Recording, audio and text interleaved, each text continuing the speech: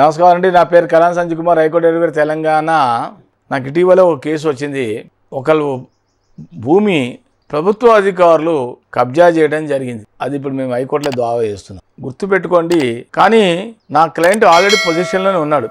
6 ఎకరాలు 6 సెంట్లు 6 గుంటలు, ఇక తెలంగాణ 6 గుంటలు 6 గుంటల భూమిని ఒక సిఐ ఊరికే ఏం అనట్లేదు, వచ్చి బెదిరిస్తున్నాడు. అక్కడ బెదిరించడం, వేరే డాక్యుమెంట్ చూపడం, నాకు 22 గుంటలు ఉన్నాయి, నాకు 30 గుంటలు ఉన్నాయి, ఈ భూమి నాదే అని జస్ట్ బిల్డప్ ఇస్తున్నాడు. అక్కడ డాక్యుమెంట్ చూపించు, వీటికైనా 6 డాక్యుమెంట్లు 6 గుంటలు ఉన్న డాక్యుమెంట్ తన దగ్గర డాక్యుమెంట్ చూపిస్తున్నాడు. అది ఓకే, ఎవరైనా అది కోర్టులో విచారణ తేలుతుంది, ఎవరిది కరెక్ట్ అనేది కోర్టు డిసైడ్ చేస్తుంది. నేను చెప్పబోయే పాయింట్ ఏంటంటే, అధికారులు చాలా జాగ్రత్తగా అప్రమత్తంగా ఉండాలి. దయచేసి మీరు ప్రైవేట్ పార్టీ జోలికి వెళ్ళకండి, అసలు భూముల జోలికి మీరు వెళ్ళకండి.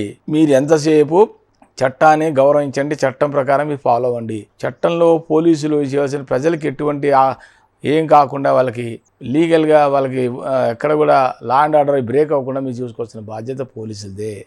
మీరు అంతవరకే చూడండి తప్ప మీరు ప్రైవేట్ ప్రాపర్టీస్లో జోలికి పోకండి.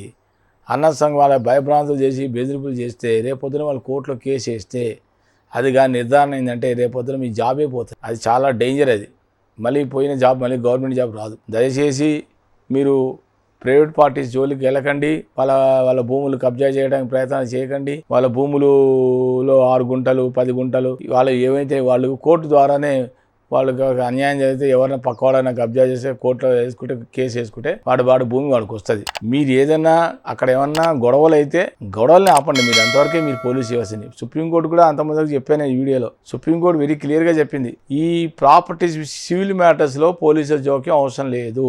అంతమంది కూడా చెప్పాను నేను. కాబట్టి మీరు సివిల్ మ్యాటర్లో ఆస్తుల్లో మటుకు మీరు వెళ్ళకండి. మీరు ఎంతసేపు అక్కడ ఎక్కడైనా గొడవలు అయితే ఆ గొడవల్ని మటుకు మీరు కంట్రోల్ చేసి అక్కడ లా అండ్ ఆర్డర్ సిచ్యువేషన్ని మీరు కంట్రోల్ చేయండి. అంతవరకు మీ బాధ్యత. అంతేగాని మీరు ప్రైవేట్ పార్టీస్ జోలికి వెళ్ళిపోయి నాకు ఇస్తావా లేదా, బెదిరింపులు, భయభ్రాంతులు చేయటాలు, ఇలాంటి పనులు చేయకండి. ఇలాంటి పనులు చేస్తే మీకు చట్టం ప్రకారమే మీకు కోర్టే చూసుకుంటుంది. అలాంటి పనులు చేయొద్దని కోరుకుంటున్నాను. నమస్కారం.